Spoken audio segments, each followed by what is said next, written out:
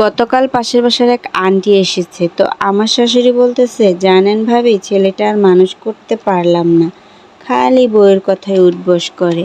তবে আমার মেয়ের জামাইটা অনেক ভালো, আমার মেয়ে যা বলে তাই শুনে। হ্যালো এভরিওয়ান, আসসালামু আলাইকুম। আশা করছি সবাই ভালো আছেন। আলহামদুলিল্লাহ, আমি তো বেশ ভালো আছি। কিন্তু দীর্ঘদিন আপনাদের সাথে কোনো কথা হয় নাই, দেখা হয় নাই, কোনো কমেন্টের রিপ্লাই দিতে পারে নাই, উত্তর দিতে পারে নাই। দিনটা কিন্তু অনেক দিন না, মাত্র 11টি দিন, কিন্তু আমার কাছে মনে হয়েছে 11টি বছর। যাই হোক, আপনাদের কাছে কেমন মনে হয়েছে অবশ্যই কিন্তু কমেন্টে জানাতে পারেন। এদিক দিয়ে হচ্ছে আমি রাতের জন্য ভর্তা করেছি, তো ভর্তা করবো আর কি। এখানে এগুলো হচ্ছে কাঁঠালের বিচি, তো কাঁঠালের বিচিটা সিদ্ধ করে নিয়েছি আর শুকনো মরিচটা ভেজে নিয়েছি। তারপরে এই যে বাটুনিতে হচ্ছে প্রথমে কাঁঠালের বিচিগুলো আর কি ডলে নিলাম। তারপরে এখন হচ্ছে মরিচগুলো আর কি ভালো করে ফিনিশ করে নিচ্ছি। কাঁঠালের বিচি এরকম বাটুনি দিয়েও খেতে বেশ ভালোই লাগে। বাটুনিতে বাটলে মনে হয় যেন পাটায় বেটেছি এরকম। তো যাই হোক, বাটুনিটা হওয়াতে বেশ উপকার হয়েছে। তো এদিক দিয়ে হচ্ছে লেট হচ্ছিল আমার, যেহেতু আমি একটু একাই ভিডিও করতেছিলাম, তাই আপনাদের সাথে একটু লেটে দেখাচ্ছি।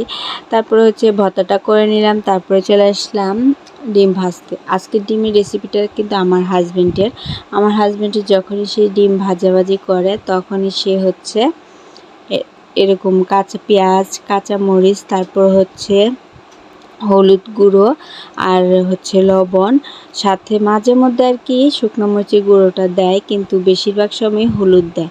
তো হলুদ দেওয়ার কারণে কিন্তু এভাবে ডিম ভাজাটা খেতে দারুণ হয়। যারা এখনও খান না অবশ্যই খেয়ে দেখতে পারেন। আর সাদা সাদা টাইপের যে ডিম ভাজাটা থাকে, ওটা খেতে আমার কাছে বেশি ভালো লাগে না, কিন্তু এটার ভিতরে টেস্টই আলাদা। আগে কিন্তু কখনোই আমি এরকমভাবে ডিম ভাজা খাইতাম না। আগে সবসময় সাদাভাবেই খেতাম, মানে সাদা বলতে হলুদ দিতাম না, কিন্তু ওভাবেই খেতাম। তো খেতে খেতে অভ্যস্ত হয়ে গেছিলাম। তারপরে যখন আপনাদের ভাইয়ের সাথে আমার বিবাহ হয়, তারপর থেকে আমি দেখলাম যে আপনাদের ভাইয়ের যখনই ডিম ভাজি করে, তখনই সে ছোটোবেলা থেকে নাকি এইভাবে খেয়ে অভ্যস্ত, ওভাবে খেতে পছন্দ করে না। যাই হোক, পরে আমিও খাইলাম, খাইতে খেতে দেখি যে ভালোই লাগে, বেশ ভালো, খারাপ লাগে না। আবার এদিক দিয়ে হচ্ছে পেঁয়াজ ভর্তা করেছিলাম, পেঁয়াজ আর শুকনো মরিচ, এটাও আপনাদের ভাইয়ার অনেক পছন্দের। আপনাদের ভাইয়া হচ্ছে আলু ভর্তা, ডিম ভাজা, পেঁয়াজ ভর্তা, তারপরে হচ্ছে ডাল, এই কয়েকটা জিনিস তার বেশ পছন্দ।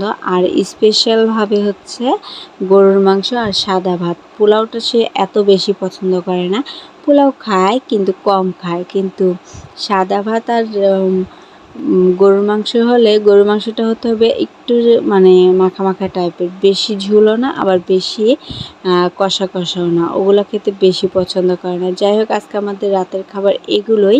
তো কেমন হয়েছে অবশ্যই জানাবেন। কিন্তু আমার কাছে মনে হয় এইভাবে সাদামাটা খাওয়াগুলোই কিন্তু বেশি পছন্দের হয়। সবসময় মাছ মাংস বা মাছ খেতে খেতে কিন্তু রুচি থাকে না মুখে। তো এগুলো মাঝে মধ্যে একটু খাওয়া দরকার, ভর্তা। আর আমি তো এমনিতেই ভর্তা লাভার, ভর্তা আমার অনেক পছন্দ হয় সব ভর্তাই। বিশেষ করে আমার কালিজিরা ভর্তা, বাদাম ভর্তা, তারপরে তিল ভর্তা, তারপরে হচ্ছে শুটকি ভর্তা, চাপা শুটকি ভর্তা, ফেফটি শুটকি ভর্তা, এই ভর্তাগুলো আমার কাছে অনেক পছন্দের। আপনাদের ভাইয়া এত একটা ওরকম ওই ভর্তাগুলো মানে শুটকি ভর্তা এগুলো বেশি একটা পছন্দ করে না, কিন্তু আমার কাছে ওই জিনিসগুলোই বেশি ভালো লাগে। যাই হোক, আজকে ভিডিওটি এ পর্যন্ত ছিল। তো কেমন লাগলো অবশ্যই কমেন্টে জানাবেন। আল্লাহ হাফেজ, টাটা।